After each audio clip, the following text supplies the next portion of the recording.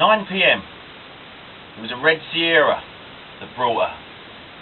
She got out and leaned in the window for a few moments. The car drove off slowly and she walked towards the building. She disappeared from view and the buzzer went in his flat. "Mr. Clark," she said, "it's Pam." "Hello," he said nervously. "I'll open the door for you." While she climbed the stairs to his third-floor flat, he stood with his back to the wall, trying to get his breathing normal. He was terrified. He couldn't believe it was happening. Before he knew it, she was ringing his front doorbell. He fumbled with the lock, opening it slowly. She was dyed, blonde, overweight, and older than he had imagined. Her clothes were not as tarty as he had seen in the films. It was almost as if she was there just to collect jumble. It felt surreal. She smiled and extended her hand. "I'm Pam." "I'm Alan," he stuttered. She closed the door behind her and walked past him into the bedroom. He followed obediently. She sat on the end of the bed and began a monologue that made all the air leave his lungs, seemingly for the last time. "Now, Alan, first off, I want to see your money up front. I need to know that you have the means to pay for it. Second, I don't do kinky stuff, okay? Just foreplay, straight sex. No biting or rough stuff, and you will wear a condom." Her scolding, business-like manner was very intimidating, like she was arresting him or something. He took his wallet from the jacket that was hanging on the door and showed her the wad of £20 notes in it. Her business-like manner lessened. He would be able to pay. "Okay, Alan, what would you like?" She said, as if she were asking him which haircut he wanted. "Foreplay and sex, please," he replied. "Okay," she said, "that's £150, Alan." He took the money from his wallet and paid her. She had change. She started taking her clothes off. "Come on, Alan, get undressed." His hands were shaky, making the shirt buttons difficult to undo. She took off her blouse to reveal large, sagging breasts in a black bra. Her breasts had networks of visible veins on them. She took her bra off and they spilled out, ugly. She bent forward to remove her skirt and they hung like half-deflated blooms. She had a large gut, and as the skirt came down, you saw the tops of her legs that were like flabby tree trunks.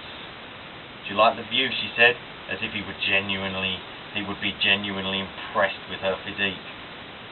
He thought about fucking her, what it would be like. She was a whore. He had paid £150 to screw a whore, a big, fat, ugly whore. He wondered what diseases he was going to risk getting. She asked him if he had a hard-on. "Nearly." He had to be alone for a while. "I need to go to the toilet," he said, red-faced. "I understand," she said, sympathetically. He walked into the bathroom and closed the door. He felt sick with worry. He looked at himself in the mirror. All the colour had drained from his face. She was there for him to fuck, in his bedroom, waiting. His fantasy. A cure for all those barren years alone. He had found the guts to phone her, but he felt physically allergic to her in the flesh. "Come on, just go through with it. Lots of men like you do it." "No, fuck you, no, what am I doing?" His desperate train of thought was broken by the door opening.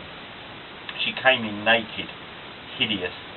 "Let me help you," she said, rubbing his balls through his trousers. His penis was so unaroused that it felt like he didn't even have one anymore.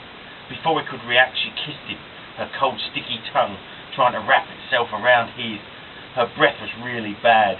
Cigarette smoke, onions, and something else. Probably the last man's semen. He pushed her away and vomited all over the floor. He felt like he was going to die.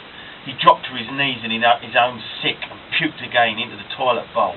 The force of his sick had splattered her as well as the bathroom. "You fucking bastard," she screamed, running back into the bedroom. "You fucking arsehole, fuck you." He felt his nose block with regurgitated food. He ripped off a fistful of toilet paper and blew his nose, trying to breathe. "You fucking wanker," she yelled. She wiped his puke off with his bedspread. He must pay for this. She put her clothes on in disgust, thinking of a suitable revenge. She grabbed his jacket and removed his wallet. There was about £80 left. She took it out and put it in her purse. He lay on his back on the bathroom floor, shaking. She walked back into the bathroom, lifted her leg, and stamped on his groin. "Fuck you! Fuck on that!" The pain was unbearable. He grabbed his squelched balls and screamed, vomiting through his teeth. She slammed the door shut behind her.